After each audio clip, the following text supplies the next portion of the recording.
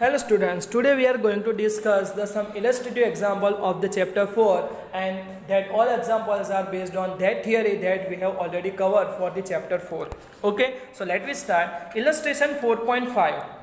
What is 4.5? An element delta L equal to delta xi caret is placed at the origin and it carries a current of I equal to 10 amperes. So write down delta L equal to and I equal to as in the given data. Now what is the magnetic field on the y axis at the distance 0.5? तो लिखो y equal to 0.5 metre और यहाँ पे delta L के equation में जो delta x है उसकी भी वैल्यू हमको दे दी गई अंदर, बराबर. Now how can you solve this example? Here whatever the thing is given, that is a current element, और कोई भी करंट एलिमेंट की वजह से आपको मैग्नेटिक फील्ड फाइंड करनी हो तो उसके लिए जो इक्वेशन है वो किसका था? बायो शावर का इक्वेशन था. वो इक्वेशन क्या था भाई?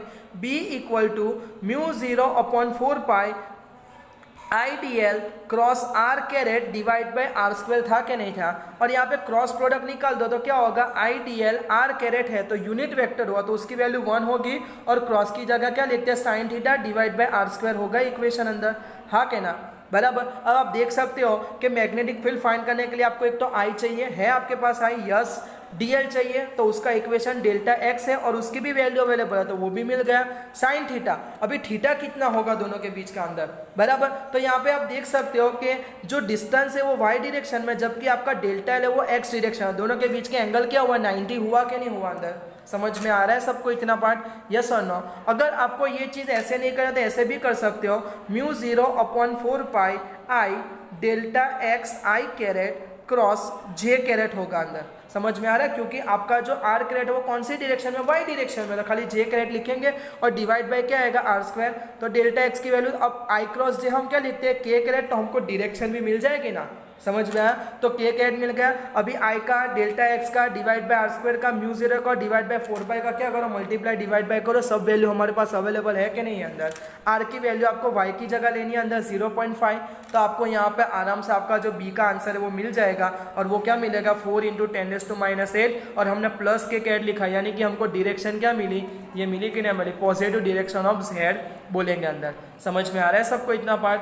नेक्स्ट क्वेश्चन 4.6 हमको क्या बोल रहा है कि एक स्ट्रेट वायर है जिसमें से करंट 12 एम्पियर पास हो रहा है और उसको हम सेमी सर्कल में बेंड कर रहे हैं जिसकी रेडियस 2 सेंटीमीटर है, बराबर.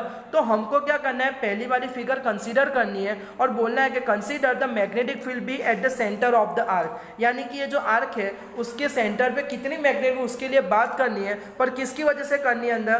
कि consider magnetic at the centre of the arc, what is the magnetic field due to the straight segment. तो यहाँ पे सेंटर पे मैग्नेटिक फील्ड तो फाइंड करनी है पर किसके? स्ट्रेट जो उसके पार्ट है उसकी वजह से करनी है.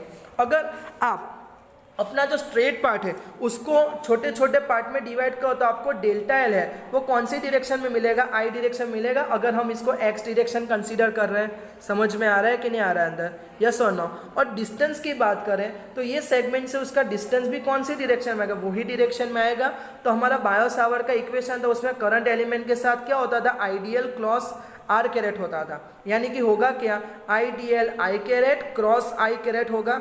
यानी कि यहाँ पे आपका जो DL है वो भी एक्स डायरेक्शन में है और DL से आप जो सेंटर पॉइंट है उसका डिस्टेंस ले रहे हो वो भी एक्स डायरेक्शन में अंदर, क्योंकि दोनों एक ही लाइन में आ रहे हैं अंदर, बराबर. तो दोनों सेम डायरेक्शन में आएगा तो क्रॉस में भाई भाई के बीच में बनता है, नहीं बनता है, तो आंसर क्या होगा?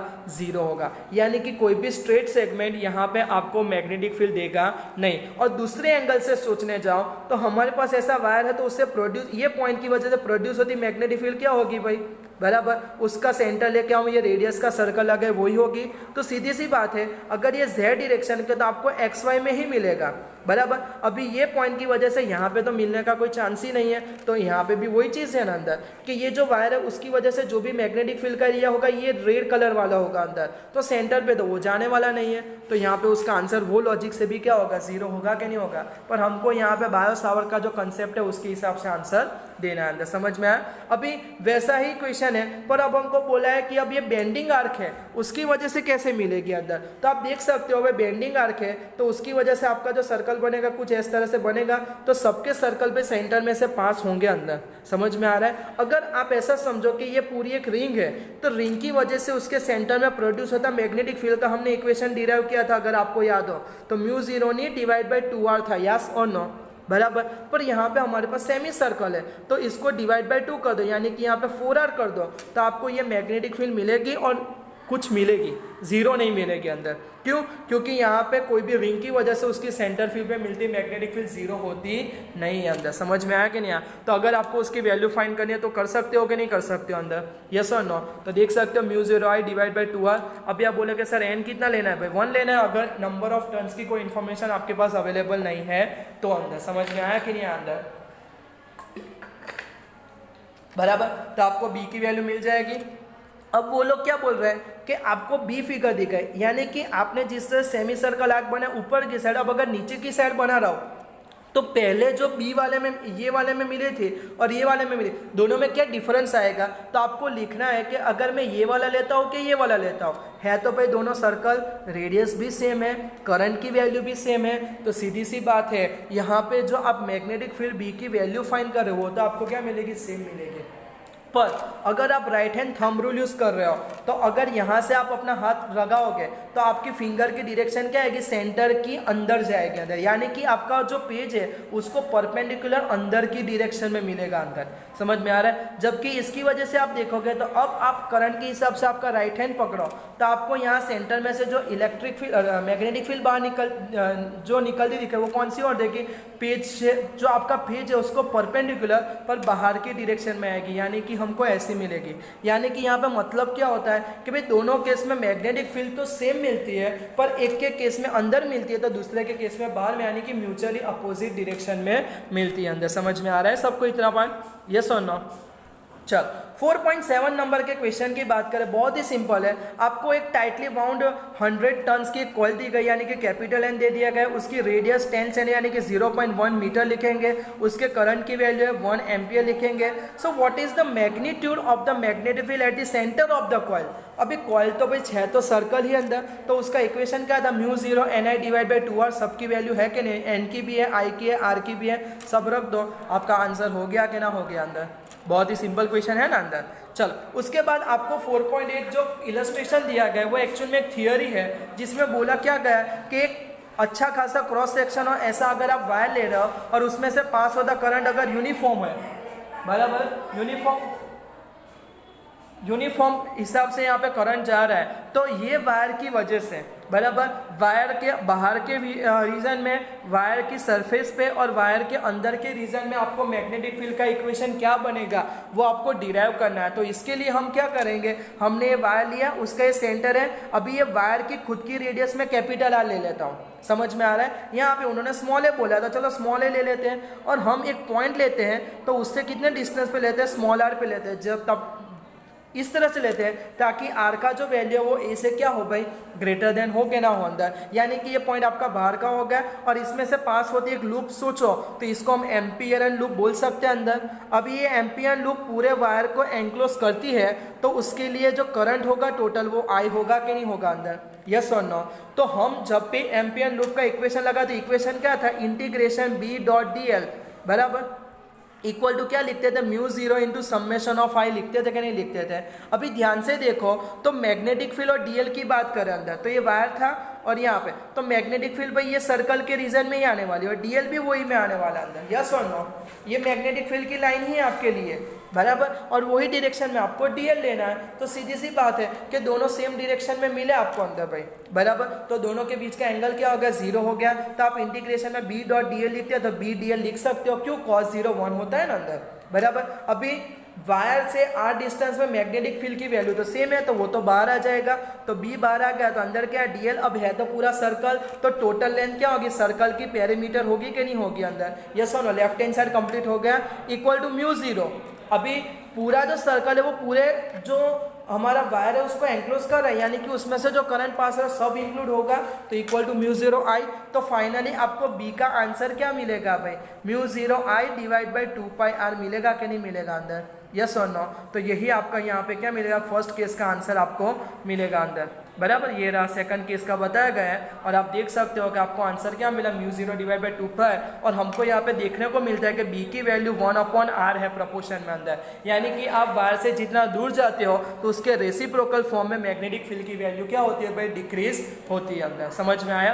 अब दूसरा केस लेते हैं कि अगर मैं यहाँ पे छोटी एम्पियर लूप लेता हूँ, यानी कि मेरा जो स्मॉल आर है वो कैपिटल आर से क्या है भाई, छोटा है अंदर, बराबर। यानी कि मेरी जो वायर की रेडियस है उससे बराबर वो ग्रेटर है किससे, मेरे स्मॉल आर से। तो उस टाइम पे मैं कैसे फाइंड करूंगा, तो अगेन आपका जो बी डॉट डी एल का कंसेप्ट है वो ऊपर किया वही का वही रिपीट होगा, उसमें कोई चेंज होगा नहीं अंदर, क्योंकि फिर से लूप वही होगी, मैग्नेटिक फील्ड सेम होगी, डीएल भी वही डायरेक्शन में होगा, दोनों के बीच का एंगल 0 बनेगा, cos 0 1 लेना है, बी फिक्स होगा, बाहर आ जाएगा, तो आपका क्या होगा, डीएल अकेला बचेगा यहाँ पे अंदर, यस और नो, बराबर। तो डीएल बचेगा तो 2 पाई आर, तो यहाँ पे आपका इक्वेशन वही का वही रहेगा 2 पाई आर पर इक्वल टू म्यू 0।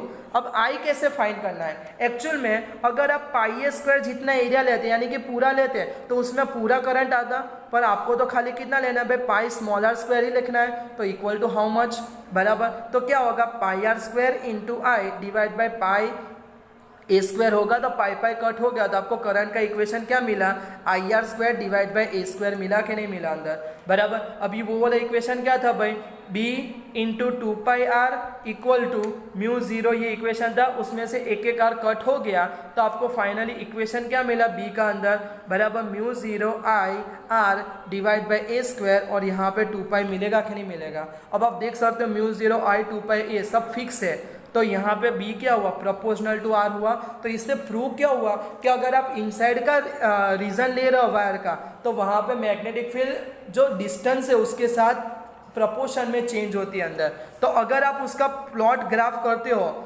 बराबर b वर्सेस r का, तो सेंटर पे 0 होगी, फिर प्रोपोर्शन में वो क्या होगी भाई, इंक्रीज होगी। जब सरफेस पे पहुंचेगा तब आपको मैक्सिमम मैग्नेटिक फील्ड मिलेगी, और फिर 1/r के हिसाब से क्या होगा भाई, रिड्यूस होगा अंदर। समझ में आ रहा है, याद रखना 1/r थोड़ा लंबा खींचने का और 1/r को तो थोड़ा कम खींचने का अंदर। समझ में आ रहा है कि नहीं आ रहा है अंदर, तो ये आपको क्या मिलेगा, उसका ग्राफ मिलेगा अंदर, बराबर। नेक्स्ट क्वेश्चन की बात करें अंदर, तो नेक्स्ट क्वेश्चन में क्या है, a solenoid of the length 0.5 metre, तो एल दे दिया गया, रेडियस भी आपके पास अवेलेबल है, बराबर, उसके टर्न्स दिए गए, and it carries the current भी दिया गया है। तो what is the magnitude of the magnetic field inside the solenoid, तो सोलेनॉइड का भाई इक्वेशन क्या था, म्यू 0 एन आई, जहाँ पे स्मॉल एन की जगह क्या लिखे हैं, capital N divide by L लिखते थे। देखो एन अवेलेबल है, लेंथ भी अवेलेबल है, आई भी अवेलेबल है, म्यू 0 भी अवेलेबल है, सबकी वैल्यू रखो, आपका काम क्या हो गया, हो गया कि ना हो गया अंदर, यस और नो। तो आपको इस तरह से सिंपल वैल्यू रख के आपका आंसर मिल जाएगा अंदर। नेक्स्ट क्वेश्चन हमको क्या बोला गया अंदर कि a horizontal component of the earth magnetic field at a certain place is, यानी कि आपको बी का वैल्यू दे दिया गया अंदर, and it is in the direction और is from geographical south to north, यानी कि एस एन डायरेक्शन में मिलेगा आपको अंदर। फिर क्या बोल रहा है, a very long straight conductor carrying a steady current of 1 ampere, तो लिखो I equal to 1 ampere.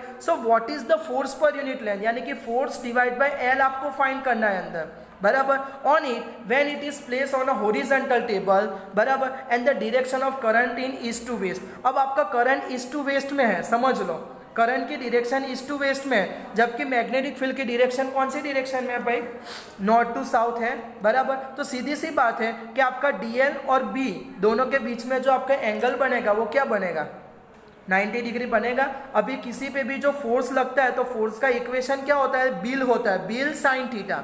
B और एल के बीच का एंगल देखा जाता है तो वो तो 90 डिग्री है अंदर, समझ में आ रहा है। पर आपको तो क्या करना है, force divide by length find करना है। तो वो जो बिल था बी आई एल, तो एल उठ के कहाँ आ जाएगा, यहाँ पे, तो यहाँ पे खाली बी आई बचेगा और साइन 90 हो जाएगा। साइन 90 तो 1 लिखते हैं, बी की वैल्यू अवेलेबल, आई की, दोनों का मल्टीप्लाई करो, आपका आंसर हो गया, कितना हो गया, बराबर। ये जो बिल वाला इक्वेशन है यानी कि F equal to I L cross B लिखते हैं, वो आप 10th में भी देख चुके हो और फिर से यहाँ पे 12th में आपको आ रहा है अंदर, बराबर। और ये इक्वेशन सीधे सीधा आपको लेना है, क्योंकि ये एम्पियर का मेन लॉ है कि जब भी कोई कंडक्टिंग वायर को अगर आप मैग्नेटिक फील्ड में प्लेस कर रहे हो तो उस पर एक्सर्ट होता फोर्स का ही सीधा इक्वेशन है, हमको उसका कुछ डेरिवेशन ज्यादा करना आता नहीं अंदर, बराबर। सीधा उसका आंसर है कि F इक्वल टू क्या मिलता है, आई एल क्रॉस बी, और उसको थोड़ा सिंप्लीफाइड करो तो क्या होगा, I L B sine theta. पर मैं याद रखने के लिए थोड़ा रीअरेंजमेंट करके क्या कर दिया, बी आई एल कर दिया, यानी कि बिल, वो हिसाब किताब के लिए जो बिल हम लेते हैं ना अंदर,